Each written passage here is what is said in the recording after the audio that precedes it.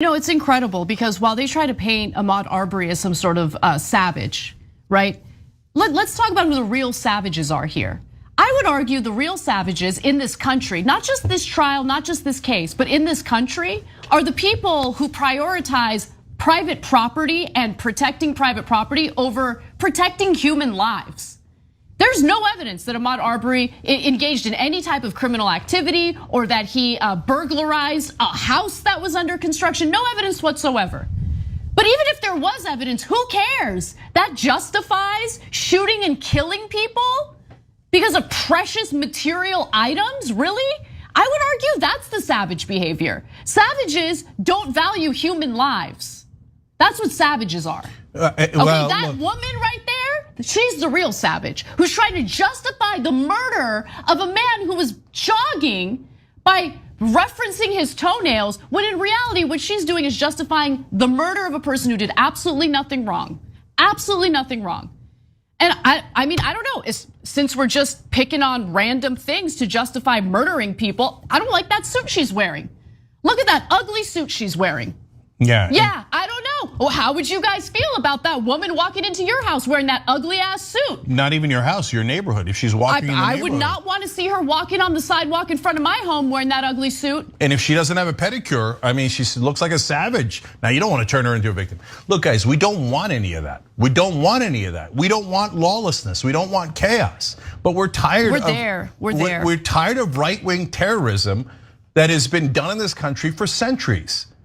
Look, I don't want to, when they attack black people after they've been murdered, when they did absolutely nothing wrong, you're pushing us to the limit. And what do I mean by that?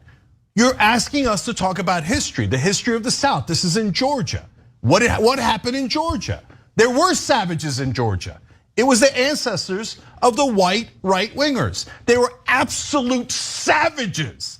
They murdered people, they lynched people, they raped people, they enslaved people. They took babies from their mothers and sold them as property. You want to talk about savages? Your ancestors were the biggest savages the world has ever seen. So don't you dare call a black man a savage after you murdered him. Don't you dare do that. I'm so sick of African Americans being called violent when the world's worst violence was done to them, not by them, to them, not by them. For God's sake, you want to do racist stereotypes? If it fit anywhere, and it doesn't, but if it fit anywhere, it would certainly fit white right-wingers in the South, who has hundreds of years of history of being savages. Savages. They snatch babies. And they sold them as property and they raped their mothers. Savages. That's what they were. You want to talk about stereotypes? Screw all of you who still defend that Confederacy, that monstrosity. Anyone who defends that is a barbaric savage. That's why they don't want to teach American history in public schools. That's why there's been a strong orchestrated effort to prevent the teaching of anything that you just mentioned right now. Because, hey, God forbid that, children learn about the real savages in this country's history, right? Let's go ahead and dehumanize people over their toenails, but let's also erase the part of our history that, yes, is dark, that's awful, but is the truth. You know what white right-wingers did in the South? And they did this for hundreds of years. In a lynching, they not only hung the person, they burned the person, and then they cut off their genitalia. And in the midst of doing all this, I swear to God, you could look it up in the history books. They had a picnic around the body. And then they would take home pieces of the charred body for memorabilia. They would have the kids, their kids, go pick pieces of the body off. And then after they did all of that, they had the temerity to call black people violent. No, no more, no more. You don't ever get to call a black person violent. You don't ever get to do that. So if you're a white right-winger in the South, don't cry about, oh no, my beloved ancestors. Your ancestors were not beloved.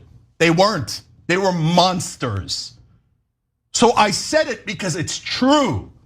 How you react to that is up to you. You can say, hey, that was terrible. They shouldn't have done that. Let's get better. Or you can say, I kind of love that history.